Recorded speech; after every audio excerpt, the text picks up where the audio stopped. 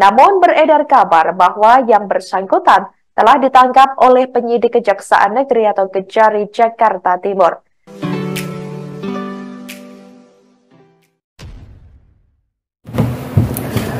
Assalamualaikum warahmatullahi wabarakatuh. Jumpa lagi dengan saya di channel Gagasan Progresif 79, sahabat sebangsa dan setanah di mana saja Anda berada. Kali ini kita dihebohkan oleh salah satu berita yang betul-betul mengejutkan kita semua di tengah hiruk pikuk ramainya ya Pilpres 2024. Di mana berita ini dikabarkan salah seorang daripada tim pasangan calon presiden itu kemudian berurusan dengan hukum. Ini beritanya dari CNN Indonesia. Ya, ternyata bahwa ini adalah timnas Amin yang kemudian kesandung masalah hukum. Kita tentu bertanya, apa masalahnya? Siapa orangnya? Bagaimana profilnya orang ini? Karena dia adalah orang penting dalam timnas Amin ini. Apa kasusnya yang kemudian membuat dia sampai harus bermasalah dengan hukum? Diberitakan bahwa timnas Amin, jubir Indra Harismiaji langsung ditahan kejaksaan. Wow, ini langsung beliau ditahan. Jakarta, CNN Indonesia.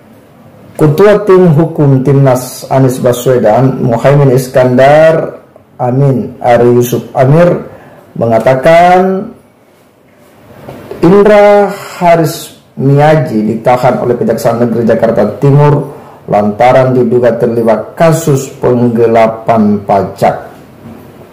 Wah, ini kasusnya diduga ya terlibat kasus penggelapan pajak ya.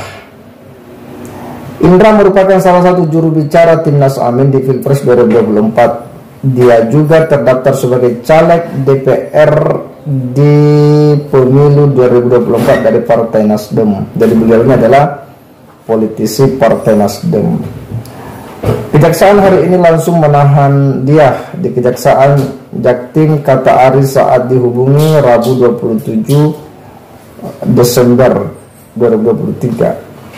Ari mengatakan Indra ditangkap pada hari ini atas kasus dugaan penggelapan pajak. Tadi sore Pak Indra ini kasusnya selama ini ditangani oleh pajak, lalu masalahnya tidak besar, hanya 1,1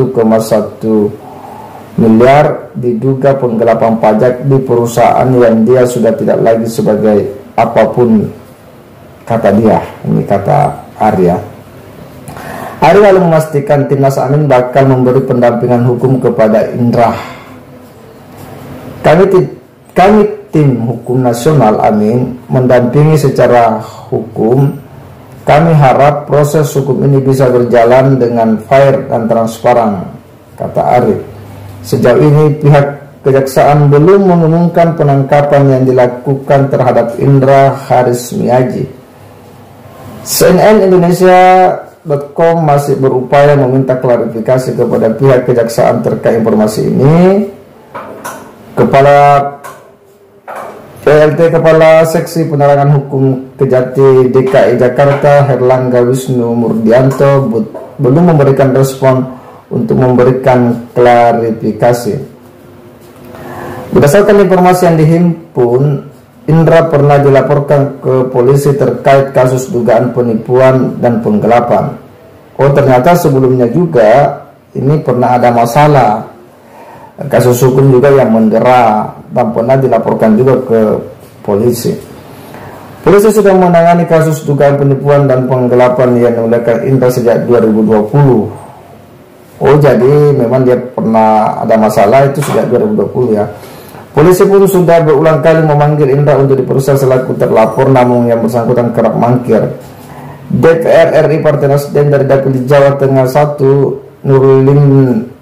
Indra Harismiaji atau Indra Harismiaji merupakan caleg DPR RI dari Partai Nasdem di pemilu 2024. dia bertarung di daerah pemilihan Dapil Jawa Tengah 1 dengan nomor urut 8. Mengutip situs resmi KPU, Indra merupakan caleg kelahiran Bandung, Jawa Barat pada 9 Maret 1976, beralamat di Kota Wisata Central Park H12, Kiansana, Gunung Putri, Bogor.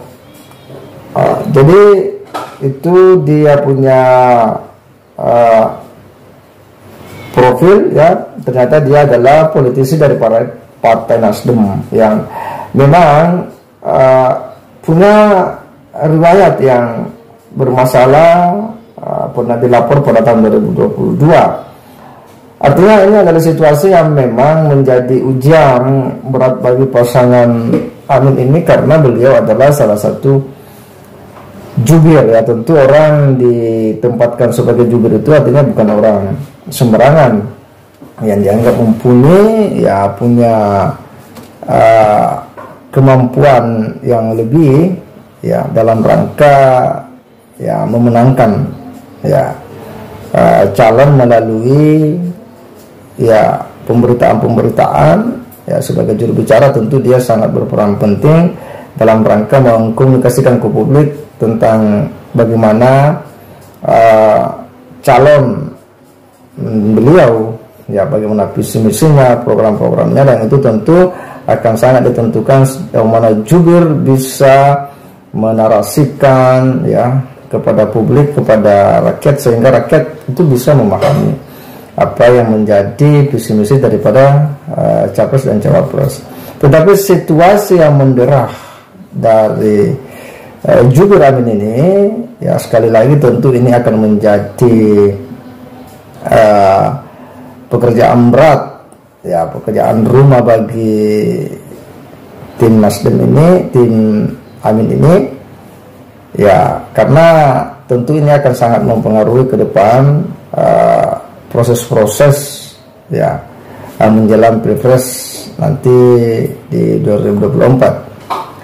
Kejadian-kejadian seperti ini tentu akan menjadi presiden buruk ya, tentunya ya, baik kepada pribadi orang itu sendiri, partainya, dan juga ya tentu bagi timnas Amin ini, karena ini belum apa-apa sudah ada yang kemudian tersandung kasus hukum ya. Sementara semua calon presiden ini kan berkomitmen untuk kemudian bagaimana penegakan hukum ini betul-betul bisa menjadi kawatan terdemuka dalam rangka memberantas seluruh praktek-praktek korupsi dan nepotisme. Dengan misi itu maka kita akan melihat seperti apa sih orang-orang yang ada di sekitar para capres dan cawapres ini. Dan kejadian yang terjadi di timnas Amin kali ini memang menjadi sebuah peristiwa yang tentu memilukan ya bagi tim Amin ini. Walaupun saya kira bahwa itu adalah persoalan pribadinya sebelum dia menjadi timnas Amin, tetapi setidaknya bahwa setelah dia tergabung dalam timnas Amin lalu kemudian bermasalah, tentu itu akan memiliki pengaruh ya, efek secara sosiologis terhadap timnas Amin, dan juga mungkin kepada publik yang akan memberikan sebuah respon-respon tersendiri akan situasi yang terjadi ya, dan bagaimana komitmen daripada capres dan cawapres ini ya dalam rangka menindak ketika misalnya ada orang-orang beliau yang ada di dalam barisan beliau yang memang terindikasi kasus, bagaimana sikapnya itu tentu akan kelihatan bentuk komitmennya dalam rangka pemberantasan segala bentuk tindak-tindak KKN di Indonesia. Saya kira demikian. Assalamualaikum warahmatullahi wabarakatuh.